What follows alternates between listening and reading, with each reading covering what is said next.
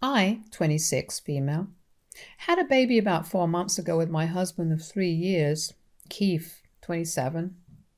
We didn't intend to get pregnant. We weren't trying, but when we discovered that we were, we decided to go along with it.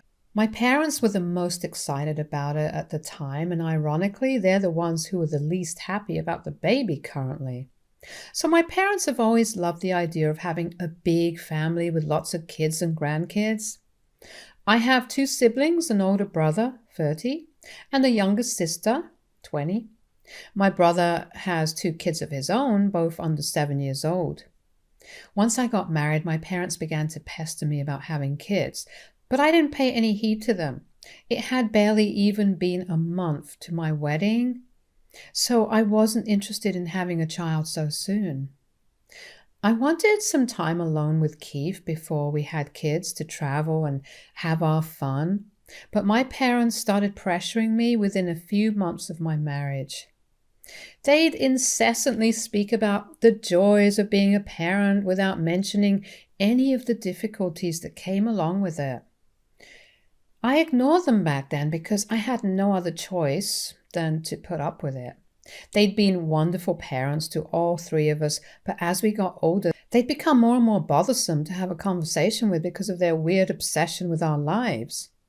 My brother believed that it was because they were both retired now and didn't have anything to do all day, so they decided to obsess over our lives instead. First, they'd pestered my brother to have kids, which he did because he did want kids of his own at some point. And then once I got married, they started on me. I'd made up my mind that I wasn't going to let them wear me down, and I'd only have kids whenever I thought I wanted to. So I patiently put up with them for the first couple of months.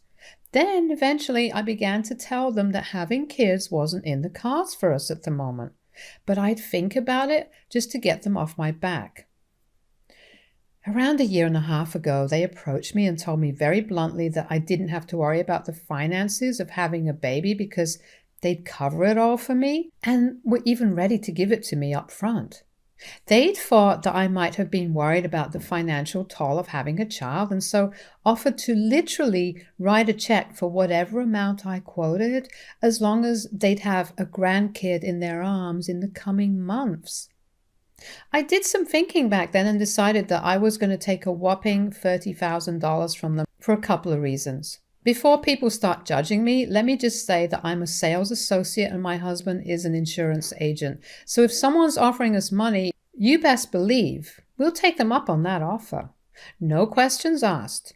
We don't make a fortune at our jobs, and my parents were offering me a blank check to fill in myself for the future. So that was my first reason to agree to their proposition. Secondly, Keith and I had discussed kids, and both of us agreed that we definitely did want them, just not right now. It would happen when it would happen, but we weren't going to try on purpose. So I took the money from them, keeping in mind that this money would help us at that moment and we'd have kids whenever we had them, no pressure. It wasn't technically lying, so I didn't feel guilty either. Also, with the way my parents had endlessly been nagging me, taking the money from them actually seemed like a good idea because that would convince them that we were now going to start trying for a baby, and that would finally get them off my back. After I took the money from them, they did ease up on the constant pressure and would only ask if I had news for them instead of their usual "have a baby" rant every time they visited or I visited them.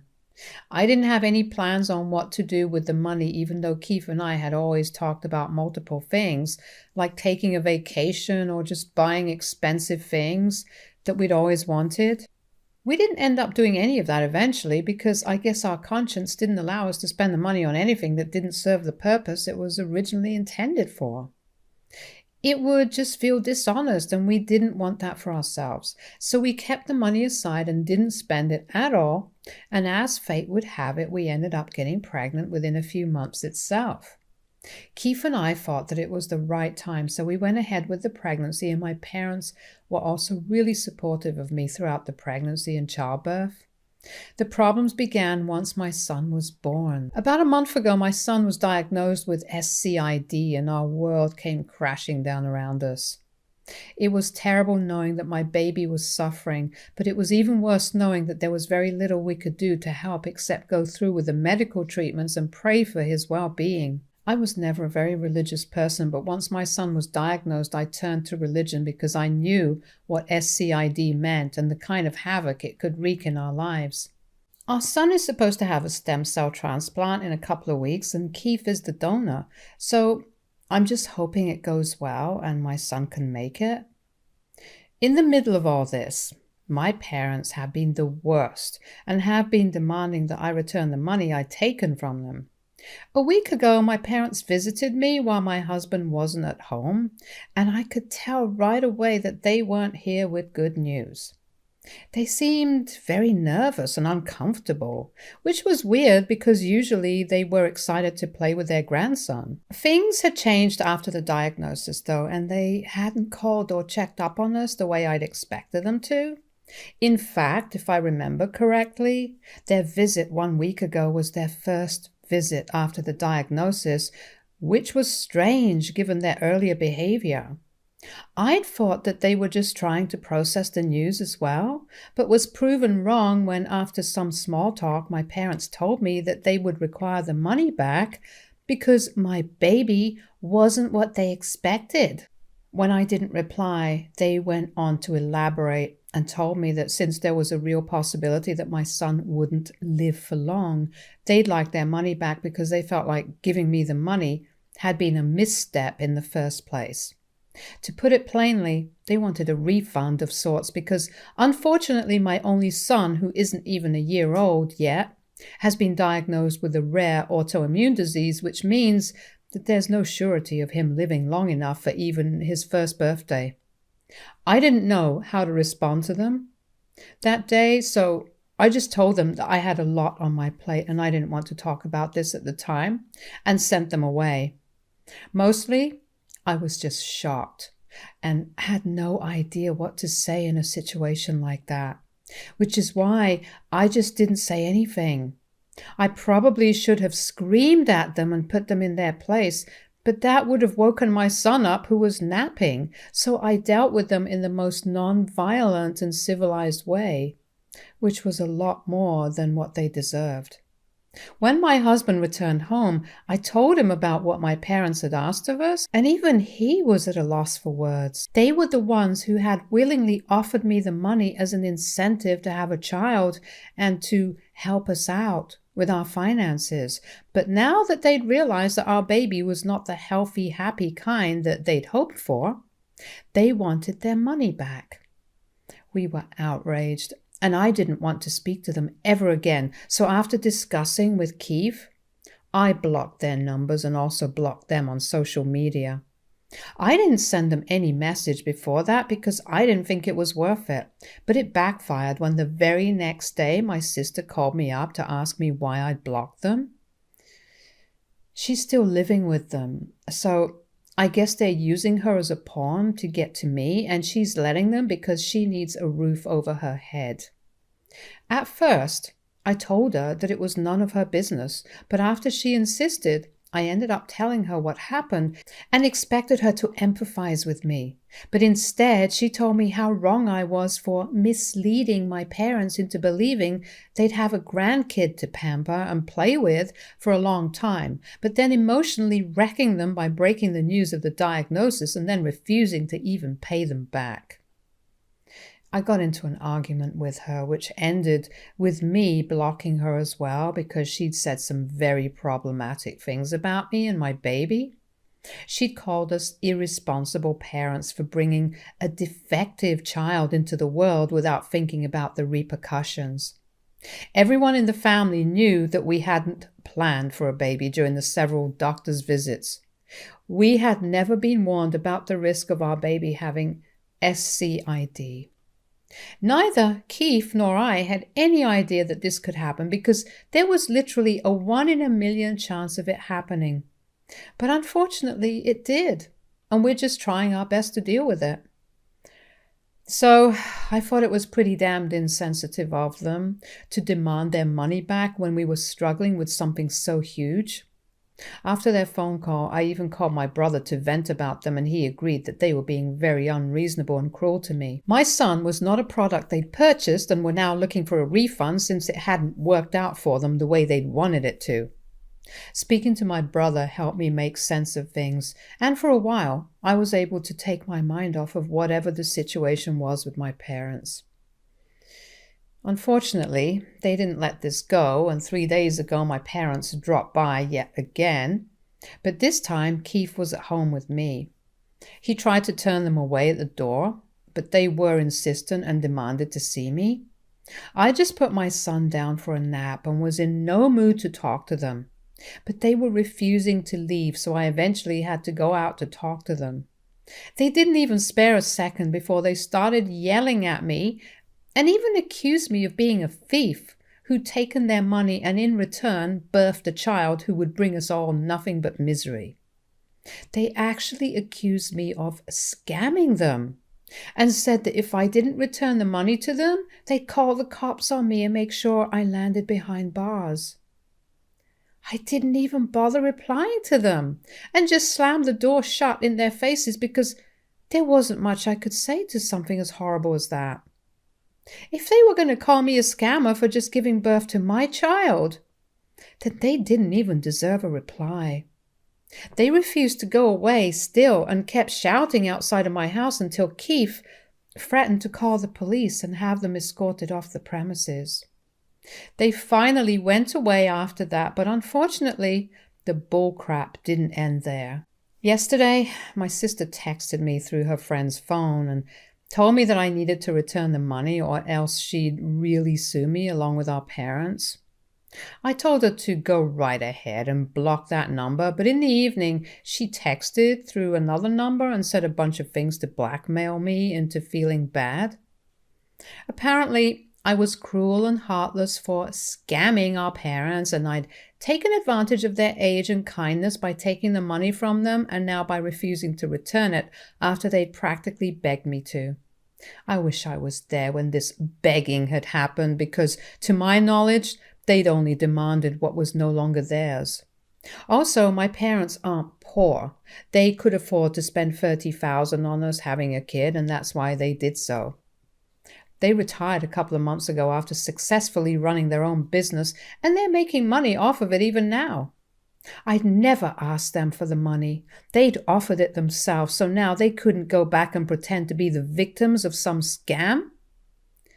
I told my sister to back off once and for all because I really didn't want to ruin my relationship with her, and I knew for a fact that she was only going to such lengths because my parents were manipulating her into doing so. She didn't have a stable job yet, and that's why she was so desperate to have a place to live in, which is why I could still forgive her. But I was kind-hearted and not a fool who would take her back regardless of how much she insulted me. She already had insulted me badly enough for me to never want to speak to her again, so it would be in her best interest to back off because after our parents passed away, we were the only ones she'd be able to count on as family. Anyway, that's not the point right now. So after that text, she replied to me and told me that I was the one who was making my parents miserable and that they were already going through a lot, knowing that their grandkid might not make it while I was making it worse by refusing to return the money they'd spend on his birth.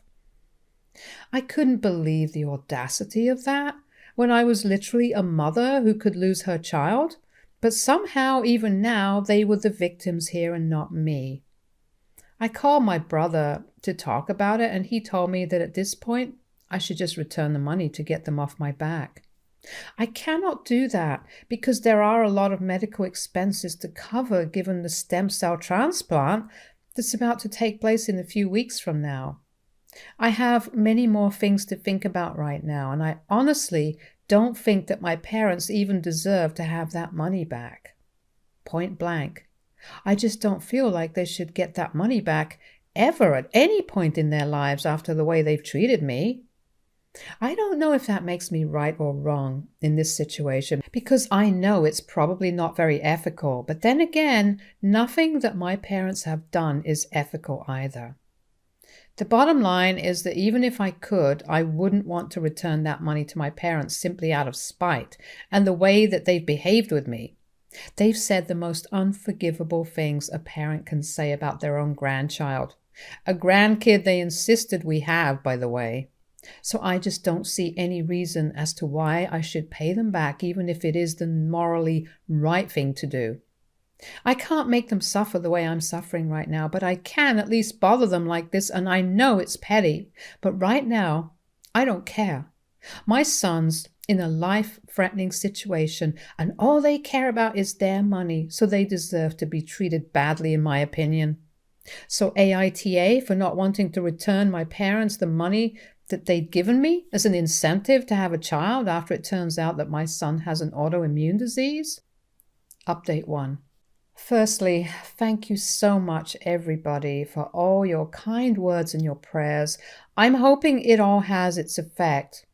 We've been in and out of the hospital for the past few weeks because my son is undergoing chemo at the moment. That's sort of a prerequisite before stem cell transplant for those who weren't aware. The constant hospital visits, plus the added harassment that my parents have been putting me through, is what made me snap. I've avoided going to the cops so far because the last thing I need is a police report to deal with or legalities to take care of just to get my parents to stop bothering us. I know most of you meant well while suggesting that, but it's not very feasible for us right now, so we're trying to keep that on the back burner for now. It's quite literally our very last resort, and we have no intention of taking this to the cops as of now. We're too busy and mentally exhausted to even consider it. We have blocked them on every single platform possible, and it's been 3 days since I posted. And they haven't tried to contact us as of now, but there's no telling what they might do next. I don't have any intention of paying them back because I'm still sticking with what I said. They don't deserve it. I know some of you guys might disagree with this, but I honestly don't care anymore. Most people thought that I was in the right because they were the ones who pushed me to have a kid in the first place, and now they're mad because our son wasn't the healthy baby boy they wanted? They can cry me a river, but I refuse to feel bad for them and lean into their self-victimization. We're the ones who are suffering because we see our son as a real human being and not as a plaything that we can just discard if it's not good enough by our standards. I don't know what kind of people my parents are, but they don't fit into my definition of good parents anymore. They're the worst because they've put me down at my lowest. And I'm sure this will come back to them at some point in their miserable little lives or whatever is left of it. I don't even feel guilty saying any of this now because the comments have made me realize just how screwed up my parents were. Even my sister said some unforgivable crap, but I was ready to cut her some slack just because I thought she was a kid and needed mom and dad to be on her side. But I take that back now. She's a selfish brat, and I think 21 is old enough to be able to tell apart right from wrong, so there's absolutely no reason for her to be acting this way towards me. Especially when my husband and I have been nothing but kind to her all along. My brother is super disappointed and has cut them all off along with us, which is something I'm really and truly grateful for. He and my husband are pretty much the only people who have kept me going because things have been just so incredibly hard for me mentally. No parent is ever prepared to learn that their kid might not make it, and to face it all while my own family is harassing me for money is just unimaginable. The cruelty and heartlessness have taken their toll on me, but I have to stay strong for Keith's sake and my son's. The transplant is supposed to take place in just 2 weeks, and we've been nervous like never before. My husband is the donor, and he's a wreck. I've literally never seen him so jittery before. He already has an anxiety disorder, and the crazy situation we're in right now has just made matters worse for his nerves. My parents knew about this, but that didn't stop them because that's how awful they are. I hope this comes back to them tenfold, because otherwise I'll pretty much lose all faith in the justice of the universe. Update 2. Hi everyone. My brother called me today to inform me that our parents, along with our sister, had visited him now that I'd blocked them and had threatened to call the cops on them if they bothered us again. They were there to tell him how I'd scammed them out of $30,000, but my brother had been very quick to shut it down. He informed me that he'd chew them out and they hadn't expected him to be so brutal and harsh with his words. My brother's the calmest guy ever to exist, so if he's being brutal with someone, they've definitely earned it. He hated confrontation, but he told me that after he heard the way Mom and Dad were talking about me and my son, he couldn't just sit back and let them get away with it. Unfortunately, my parents thought that it would be a good idea to argue, and my sister even tried to back them up, so they had to be unceremoniously evicted from my brother's house by his wife. My sister-in-law is a bit of a hothead, but only when the situation calls for it. And this time she knew the situation was dire, and she needed to step up and push them out. She hadn't even wanted to let them in at all, but our whole family has a soft spot for my younger sister. However, she's really not that young anymore and cannot expect to get away with her horrible behavior. My sister-in-law was very nice to me on the phone since my son's transplant procedure takes place tomorrow, but she won't be able to be there for us. Someone has to stay home and watch the kids, and her usual babysitter bailed on her. My brother's coming along with me, though, so I'm hoping that things will be fine. I'm nervous, but it's nothing compared to what my husband has been going through. Keith is still a nervous ball of stress, but I'm doing my best to keep him calm so no unforeseen complications arise. I don't know if that's even possible, to be honest, but at the moment, I'm not willing to take any risks. We talked just a couple of hours ago about how we'd never seen any of this coming, but we're still dealing with it a lot better than we'd expected. We hadn't even planned on becoming parents, but yet here we are, and if fate is on our side, we'll be parents for a really, really long time. I know I've said this before, but please continue to pray for our son's well-being. Also Keith's, because he's going through a lot too. I have to be up and about in a few hours, but I've become a bit of an insomniac, which is why I'm posting this so late at night. I guess this is one of those things I'll have to get used to eventually. Update 3. Hi, thanks for the prayers and good wishes. It's been close to 3 months since the transplant and he's been responding well.